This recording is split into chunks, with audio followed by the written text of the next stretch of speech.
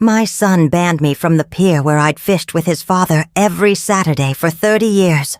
Said his wife needed privacy for her Instagram business. 3 hours later, I discovered they'd already forged my signature on documents, transferring my waterfront property into their names. The house Tom and I bought for $89,000 in 1987, now worth $850,000. Gone with a stroke of a pen I never held. But Marcus made one critical mistake. He forgot his mother spent 40 years as a forensic accountant for the IRS, and I know exactly how to make financial criminals pay. What I did next didn't just expose their scheme. It destroyed Vanessa's influencer empire, cost Marcus his marriage, and taught them both that grief doesn't equal stupidity. By dinner that evening, I served them a sea bass they'll never forget. Tom died on March 8th. Heart attack while mowing the lawn. 1 minute he was pushing our old Craftsman mower across the backyard. The next he was gone. 42 years of marriage ended on a Saturday morning under a cloudless sky. The funeral was April 2nd. Marcus flew in from Seattle with Vanessa, his wife of 3 years. I'd only met her twice before, once at their wedding and once the previous Christmas. Both times she'd spent more time photographing our beach house than talking to us. Social media influencer, Marcus had explained proudly. Lifestyle content creator with 87,000 followers. Tom and I had bought our house in Rockport, Maine in 1987 for $89,000. 3 bedrooms, 2 bathrooms, direct access to the pier where the fishing boats docked. Back then, Rockport was still a working fishing village, not the boutique tourist destination it became. Our neighbors were lobstermen and boat captains, people who understood the rhythm of tides and seasons. The house needed work when we bought it. Tom spent 2 years renovating, doing most of it himself on weekends. New roof, updated plumbing, refinished floors. He built the deck overlooking the water with his own hands, each board measured and cut with precision. By 2024, our little fishing village had transformed. Property values exploded. Wealthy people from Boston and New York bought up waterfront homes as vacation properties. Our house, the one Tom poured his heart into, was now appraised at $850,000. No mortgage. Completely paid off since 2009. The property taxes had climbed to $11,000 annually, but my accountant pension of $4,200 monthly, plus Tom's Social Security survivor benefits of $2,100, covered everything comfortably. Marcus had always been practical about money. Maybe too practical. He worked in tech sales, made decent money, somewhere around $130,000 a year. Vanessa didn't work a traditional job. Her Instagram account, Coastal Living with Vanessa, had 87,000 followers who watched her post pictures of beach houses, sunset dinners, and carefully curated lifestyle content. She called it her brand. I called it taking pictures of other people's lives and pretending they were yours. The first incident happened 2 weeks after the funeral. I was organizing Tom's fishing gear in the garage when Marcus found me. "Mom, we need to talk about your living situation." "My living situation is fine, sweetheart. I mean long-term. This house is too big for one person. It's too much maintenance. Your father maintained this house for 37 years. I think I can handle it." He exchanged a look with Vanessa, who was filming something on her phone nearby. "We're just worried about you, all alone in this big place. Isolated from people your age." I wasn't isolated. I had book club every Tuesday, volunteered at the library on Thursdays, and went to church on Sundays. I had friends, routines, a life that didn't stop just because Tom was gone. But Marcus kept pushing. What if something happens? What if you fall and can't reach the phone? I'm 67, not 97, and I have a medical alert bracelet. Still, maybe you should consider downsizing, moving somewhere with less responsibility. That's when I understood. This wasn't about my safety. This was about my property. The conversation ended when I reminded Marcus that I'd handled complex financial investigations for 40 years. I wasn't some confused old woman who needed managing. But I started paying closer attention to things after that. Small things. The way Vanessa photographed every corner of my house. The way Marcus asked detailed questions about my finances. The way they both seemed to be calculating something I couldn't quite see. May 15th, Saturday morning. 6 a.m. I loaded my fishing gear into Tom's old Ford F-150. Same truck we'd bought in 2012. 173,000 miles. But it ran perfectly. Tom had maintained it meticulously, just like he maintained everything. The pier was a 10-minute drive, a stretch of weathered wood extending 200 feet into Penobscot Bay. Tom and I had fished there every Saturday morning for 30 years. It was our ritual, our time together, our way of staying connected to the water that had always defined our lives. But when I arrived at the pier, there was a new sign. Private property, no trespassing, authorized persons only. I stared at the sign for a full minute, trying to understand. The pier had always been public access. The town maintained it. Local fishermen used it. What authorized persons? That's when I saw Marcus walking toward me from the parking area. "Mom, what are you doing here?" "I'm going fishing. Same thing I do every Saturday." He looked uncomfortable.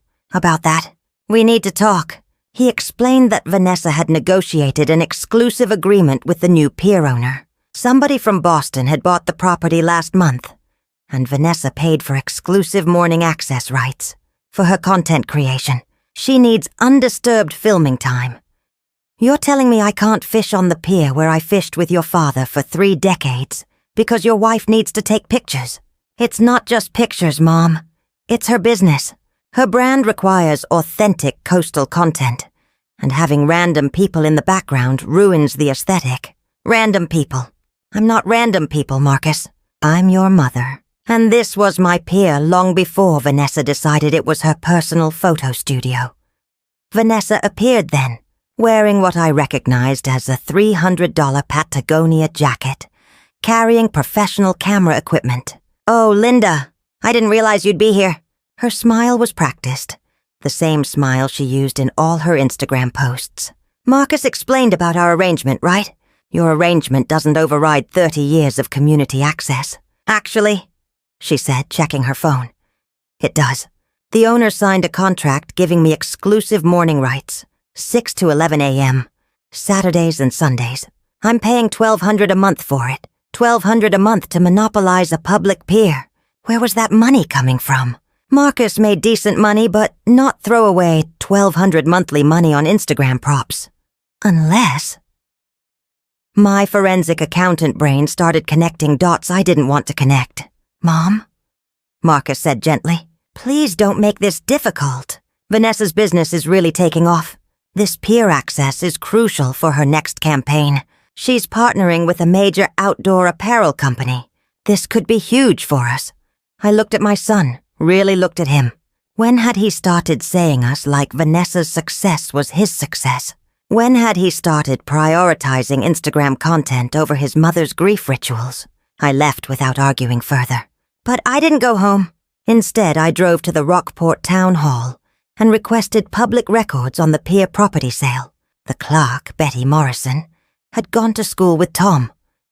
She remembered our Saturday fishing trips. "This is awful, Linda," she said, pulling up the records. The pier sold on April 27th to an LLC called Coastal Properties Maine. Purchase price was $320,000. The buyers listed as a Boston investment group. "Can you tell me about this exclusive access agreement?" Betty checked the permits. "Nothing filed with the town. If someone's charging for exclusive access, they're doing it privately, which means it's probably not enforceable. But people don't know that." I thanked Betty and drove to my lawyer's office. Margaret Hayes had handled Tom's estate and our wills.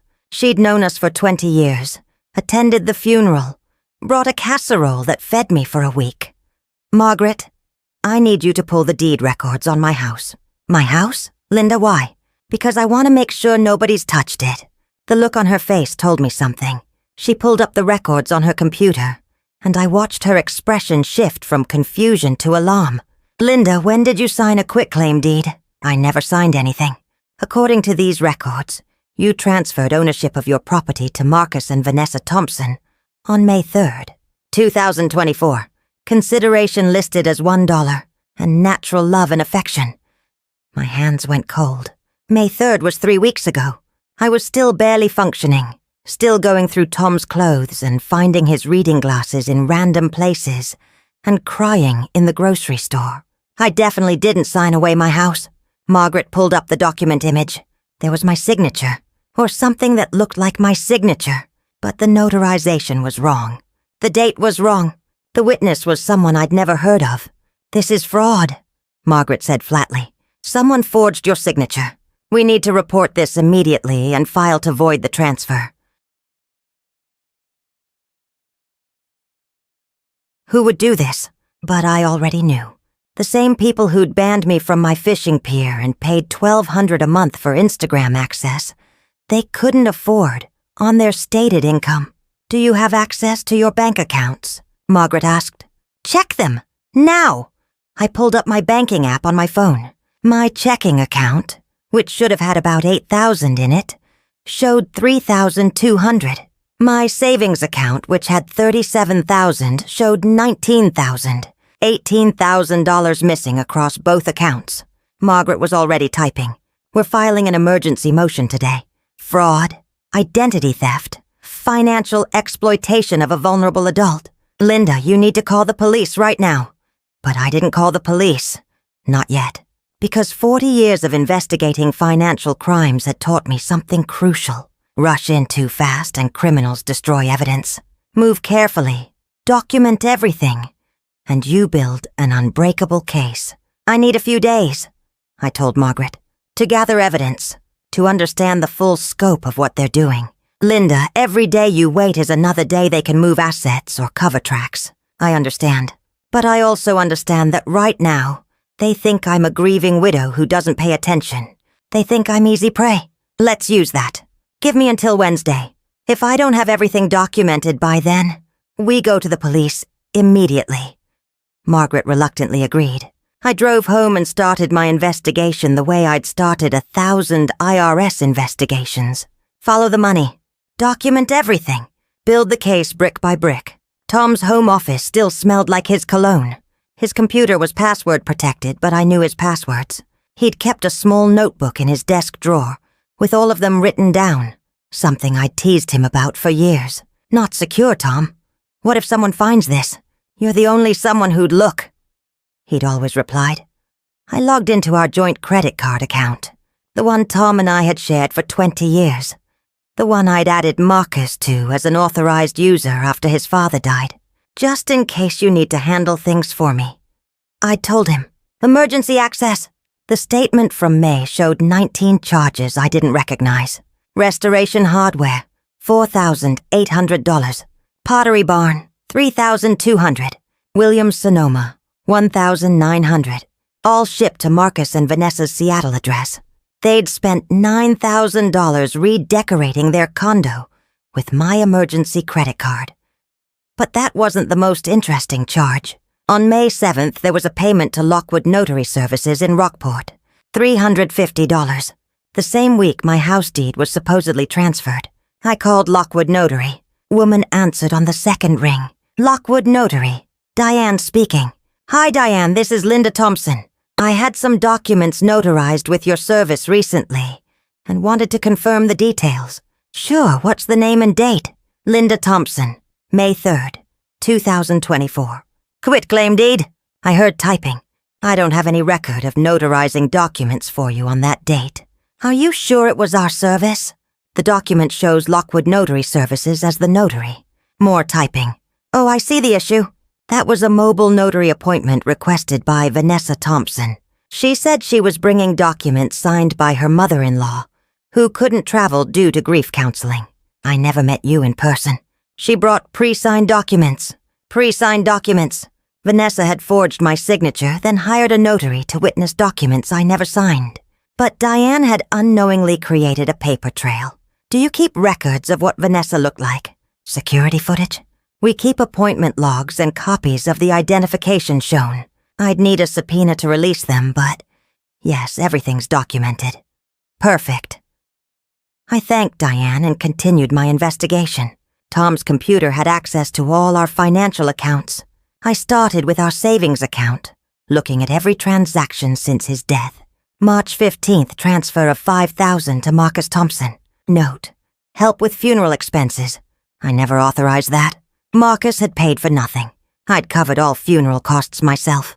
April 2nd, transfer of $3,000 to Marcus Thompson. Note: temporary loan. Another unauthorized transfer. April 27th, transfer of $10,000 to Coastal Properties, Maine LLC. The same day the pier was sold. May 7th, transfer of $4,000 to Marcus Thompson. Note: emergency medical. What emergency medical? Marcus was perfectly healthy. The transfers totaled $22,000. All unauthorized. All occurring while I was supposedly too grief-stricken to notice. I documented every transaction with screenshots, organized by date in a folder labeled Evidence. Then I accessed our investment accounts. Tom and I had been careful savers. Between my state pension and our personal investments, we'd accumulated $437,000 in retirement accounts. The account showed a pending transfer, $100,000 to a new account, opened May 10th in both my name and Marcus Thompson's name, as joint owners. I immediately called our investment advisor, Frank Peterson. We need to stop a pending transfer immediately. Linda, I was hoping you'd call. I tried reaching you yesterday about this. Your son said you were too upset to discuss finances, that he was handling things under power of attorney. I never gave Marcus power of attorney. Frank's voice went quiet. Linda, he showed me a notarized document dated May 1st. Power of attorney for financial decisions, signed by you, witnessed by Lockwood Notary Services. Another forged document. Another piece of Vanessa and Marcus's scheme. Frank, that signature is forged. I never signed any power of attorney. Can you freeze all account activity immediately? I'm putting a hold on everything right now. Linda, you need to get law enforcement involved. This is serious fraud, I know, but I need you to do something for me first. Print every document Marcus presented, every transfer request, every conversation you had with him. And Frank, don't tell him I called. As far as Marcus knows, I'm still the confused, grieving widow. Frank agreed. I spent Sunday documenting everything. Bank statements going back 6 months. Credit card charges. Property records. The forged quitclaim deed. The fake power of attorney. Diane's statement about the mobile notary. Frank's documentation of the investment transfer attempt. By Sunday evening, I had a 73-page dossier of evidence. Monday morning, I called Marcus. Hi, sweetheart. I was wondering if you and Vanessa wanted to come over for dinner Wednesday night. There was a pause. Sure, Mom. Is everything okay? Everything's fine. I just thought it would be nice to spend time together before you fly back to Seattle. Maybe we can talk about your father's things. Figure out what you want to keep. Another pause. Yeah, that sounds good. 6 o'clock? Perfect. I'm making sea bass, your father's favorite. I hung up and smiled for the first time since Tom's death, because Marcus had no idea that Wednesday dinner would be the most expensive meal of his life. Tuesday, I met with Margaret Hayes and Detective Sarah Chen from Rockport Police Department. Sarah specialized in financial crimes, and she listened carefully as I walked through my 73 pages of evidence. Mrs. Thompson, this is one of the most organized fraud cases I've ever seen. Your documentation is better than most professional investigations. 40 years with the IRS teaches you things. Sarah studied the timeline. They worked fast. Your husband died March 8th. By May 10th, they'd forged multiple documents, stolen over $20,000 from your accounts, and attempted to transfer $100,000 from your investments. The quitclaim deed is particularly bold. If you hadn't caught this, they'd own your house outright. What's your plan for Wednesday? I smiled. I'm going to serve them dinner and the truth. Detective Chen wanted to arrest them immediately, but I convinced her to wait. If we arrest them now, they'll lawyer up. Everything becomes complicated. But if they think they've won, if they believe I'm about to sign more documents or agree to their plans, they'll incriminate themselves. I want Vanessa's confession on record. I want Marcus to explain why he stole from his own mother. And I want it all documented so there's no plea deal, no reduced charges, no chance they walk away. Margaret interjected. Linda wants to record Wednesday's dinner. Maine is a one-party consent state. She can legally record without their knowledge. Then we'll have their admissions on tape to supplement the paper trail. Sarah Chen considered this. If they admit to the fraud on tape, it makes our case airtight. But if they suspect anything, if they realize, they won't, I said. Because they think grief makes people stupid. They think widows are easy marks. They're about to learn otherwise. Wednesday morning, I went to the fish market at 5 a.m. Bought the biggest, freshest sea bass they had. 4 pounds, $47. Tom would have loved this fish. The vendor, Mike Sullivan, had sold to us for years. Sorry about Tom, Linda. He was a good man. The best. Mike wrapped the fish carefully. You still fishing on Saturdays? I smiled, working on it. Back home, I prepared the fish the way Tom taught me. Lemon, herbs, olive oil. While it marinated, I set up my recording equipment. 2 devices, actually. A digital voice recorder hidden inside the table centerpiece, and my iPhone positioned in a decorative picture frame on the sideboard, set to video record. I'd learned recording techniques during IRS investigations. The key was redundancy. Multiple devices capturing from different angles. That way, if someone claims the recording was edited or manipulated, you have backup verification. At 5:30, I started cooking. Sea bass in the oven. Roasted vegetables. Salad with tomatoes from my garden. Everything perfect, everything timed. The doorbell rang at exactly 6 p.m. Marcus and Vanessa, both dressed casually but expensively. Vanessa was filming as she walked in. Quick story time, guys. Dinner with Marcus's mom tonight. She's been through so much, and we're just trying to be here for her during this difficult time. Family first. Always. She posted it to Instagram before even greeting me properly. #family. #grief support. #coastal living. I hugged Marcus. He felt stiff, uncomfortable. Mom, something smells amazing. Your father's sea bass recipe.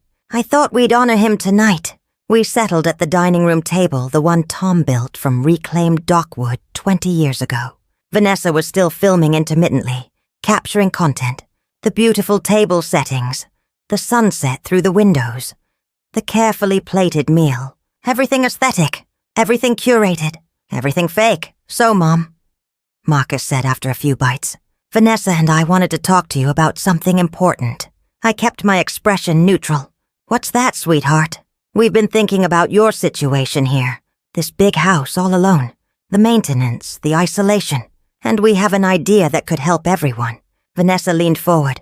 Her influencer smile bright. Linda, you know I work in lifestyle content. My brand is all about coastal living, authentic experiences. And your house, it's absolutely perfect for what I'm building. The location, the pier access, the authentic New England charm. Marcus continued. What Vanessa's saying is this property has amazing potential, not just as a home, but as a business asset. A location for content creation, maybe even a vacation rental property. We could turn it into something really special. And where would I live in this scenario? Well, Vanessa said, that's the beautiful part. We've been researching senior living communities in the area. There's a wonderful place called Harbor View Estates. Beautiful apartments, community activities, people your own age. You wouldn't have to worry about maintaining this big house anymore. I took a bite of sea bass, chewing slowly. Let me make sure I understand. You want me to move out of my home so you can use it for Instagram content and vacation rentals. Marcus jumped in quickly. Not just that, Mom. We'd make sure you were taken care of. We'd visit regularly. And there'd be financial benefits, too. The rental income could supplement your retirement. We'd all benefit. All benefit. Interesting phrase, considering I'd seen no rental income projections. No business plans. No documentation of how any of this would actually benefit me versus them. Vanessa pulled out her iPad. I made a whole presentation. Look, here's the financial breakdown. She showed me professional-looking slides. Conservative estimates showed we could get $8,000 per week for vacation rentals. That's over $400,000 annually, minus expenses, property management, maintenance. We're looking at net income of $250,000. Your share would be substantial. My share of my own house? How generous. Marcus looked uncomfortable. Mom, you know we're not trying to take anything from you. We're trying to help. Help like you helped by forging my signature on a quitclaim deed." The room went silent. Vanessa's face drained of color. Marcus tried to look confused, but I could see the panic in his eyes. "Mom, what are you talking about?" I stood up and retrieved my folder from the sideboard. Right next to my iPhone, still recording everything. 73 pages of documentation, Marcus. Bank records, credit card statements, notary logs, property transfer documents, all showing a very clear pattern of fraud. I laid them out on the table like a prosecutor presenting evidence. May 3rd, you forged my signature on a quitclaim deed transferring my house to you and Vanessa. You paid a mobile notary $350 to witness documents I never signed. May 7th, you attempted to transfer $100,000 from our investment account using a forged power of attorney. Between March 15th and May 10th, you stole $22,000 from my checking and savings accounts with fake transaction notes. Vanessa was shaking. "Marcus, what is she talking about?" "She's confused," Marcus said weakly. "Mom, grief can make people paranoid. I have notarized documents proving these signatures are forgeries. I have Diane Lockwood on record stating she never met me in person, that Vanessa brought pre-signed documents. I have your credit card charges showing $9,000 spent on furniture delivered to your Seattle address. My emergency credit card, Marcus. You redecorated your condo while your mother grieved your father." Vanessa stood up abruptly. "This is insane. We were trying to help you. By stealing my house? By draining my accounts? By banning me from the pier where I fished with my husband for 30 years so you could take Instagram pictures? I pulled out more documents. Speaking of the pier, interesting that the same day it sold to Coastal Properties, Maine LLC, $10,000 transferred from my account. My money bought the pier that you're now charging yourself $1,200 a month to access. Money that's also coming from my accounts. How did you even—" Marcus started. 40 years as a forensic accountant for the IRS. Did you really think I wouldn't notice? Did you think grief made me stupid? The silence stretched until Vanessa made her fatal mistake. She tried to grab the documents. I pulled them back. "These are copies. The originals are with my attorney and the police." "The police?" Marcus's voice cracked. "I met with Detective Sarah Chen yesterday. She's currently reviewing your fraud case. Financial exploitation of a vulnerable adult. Forgery. Identity theft. We're looking at felony charges, Marcus. Multiple felonies." Vanessa was crying now. Real tears. Not the pretty Instagram crying she probably practiced. "We were going to pay you back." "With what money? You're spending thousands on Instagram props and rental agreements you can't afford. The only way you pay me back is by stealing more from me, until I have nothing left. But here's what's really going to happen." I pulled out the final document. "This is a restitution agreement prepared by my attorney. You're going to return every penny. The $22,000 stolen from my accounts. The $9,000 spent on my credit card. The $10,000 used to buy the pier." "And the house?" Marcus asked quietly. "The quitclaim deed is void. It was obtained through fraud. You never owned my house. You never will. My attorney filed the paperwork yesterday. The deed is reversed." Vanessa looked at Marcus with pure rage. "You told me this would be easy. You said she wouldn't notice. You said that she was too grief-stricken to pay attention." I finished. "That's what you were counting on. That Tom's death made me vulnerable. Easy prey." Marcus finally looked at me with something like shame. "Mom, I'm sorry. I just needed money. Wanted to impress your wife. Thought you deserved your inheritance early." "Marcus, I would have helped you if you'd asked. I would have loaned you money, maybe even gifted it. But you chose to steal. You chose to defraud your own mother while she was grieving your father. That's not just criminal. That's unforgivable." "What happens now?" Vanessa asked. "Now you sign the restitution agreement and cooperate with the fraud investigation. In exchange, Detective Chen agreed to recommend reduced charges. You'll still face consequences, but probably probation instead of prison time. If you refuse, she arrests you tonight, and you face the full weight of felony fraud charges."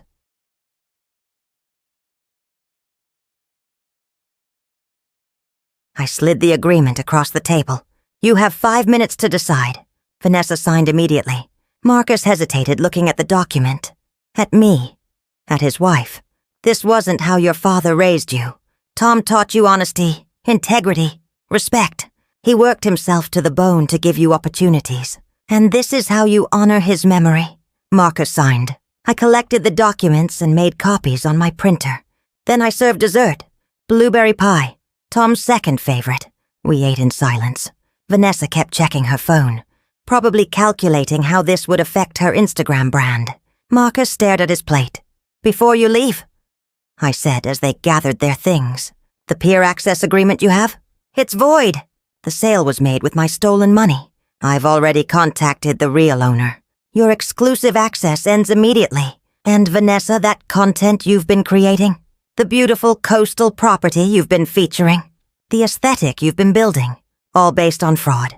I wonder what your 87,000 followers would think if they knew." She looked at me with pure hatred. "You wouldn't. I don't have to. Detective Chen is preparing a public statement about the case. Local news is interested. Fraud cases involving social media influencers make great stories." They left without another word. I sat at Tom's table, in Tom's house, and allowed myself to cry for the first time since his funeral. Not from sadness this time, from relief, from vindication, from the satisfaction of knowing that 40 years of catching financial criminals had prepared me for the most personal investigation of my life. The recording devices had captured everything, every admission, every excuse, every moment of their realization that they'd been caught. I backed up the files to 3 different drives and emailed copies to Margaret and Detective Chen. 3 months later, Marcus and Vanessa's case concluded. They pleaded guilty to felony fraud and theft. The judge sentenced them to 2 years probation, 500 hours of community service, and full restitution of $41,000 plus court costs. Marcus lost his job when his employer learned about the conviction. Vanessa's Instagram account, once boasting 87,000 followers, dropped to 12,000 after the fraud story broke. Multiple sponsors dropped her. Her lifestyle brand, built on authentic coastal living, revealed as a fraud built on stolen money and forged documents. The Pier returned to public access. The Boston LLC that bought it turned out to be legitimate investors who were horrified to learn their purchase was funded by my stolen money. They negotiated a deal returning my $10,000 and opening the Pier to community use again. Every Saturday morning at 6 a.m., I load my fishing gear into Tom's old Ford and drive to our pier. Same routine we had for 30 years. Except now I'm alone. But I'm not isolated. The fishing community welcomed me back. Other widows, other retirees, people who understand that grief doesn't make you stupid. It makes you stronger. Marcus calls occasionally. Brief conversations, awkward silences. He's working construction now, rebuilding his life from scratch. Vanessa divorced him. She moved back to Boston, trying to resurrect her influencer career with a new angle. Authenticity after fraud. How I rebuilt my brand after losing everything. I don't watch her content. Last month I received a letter from Marcus. It was short, handwritten on notebook paper. "Mom, I know sorry doesn't fix anything, but I need you to know I understand what I did. I stole from you when you needed family most. I let greed and Vanessa's ambitions destroy my character. Dad would be ashamed of me. I'm ashamed of me. I don't expect forgiveness. I just wanted you to know I'm working on becoming the person you and Dad raised me to be. Even if it's too late, I haven't responded yet. Maybe someday. But for now, I focus on my life. My house, fully mine again with crystal clear title. My finances protected with new security measures. My Saturday mornings on the pier, catching sea bass and remembering Tom. Sometimes revenge isn't about destruction. It's about protection, about refusing to be a victim, about using 40 years of expertise to catch criminals, even when the criminals are your own family. Tom always said the best defense is documentation. He was right about that. He was right about most things. I think he'd be proud of how I handled this, not because I destroyed Marcus and Vanessa, but because I protected what we built together, our home, our legacy, our life. And on Saturday mornings when I cast my line into Penobscot Bay and watch the sun rise over the water, I feel him there, not gone, just fishing a different shore. waiting for me to finish my work here and join him eventually. But not yet. I still have too many fish to catch, and too many years left to prove that grief doesn't equal helplessness, that widows aren't easy prey, and that the best revenge is simply living well, surrounded by truth instead of lies, in a house earned through honest work instead of stolen through fraud. The sea bass I served that Wednesday night, Marcus and Vanessa barely touched it, too busy being confronted with their crimes. But I finished mine, every delicious bite, because some meals taste sweeter when served with justice.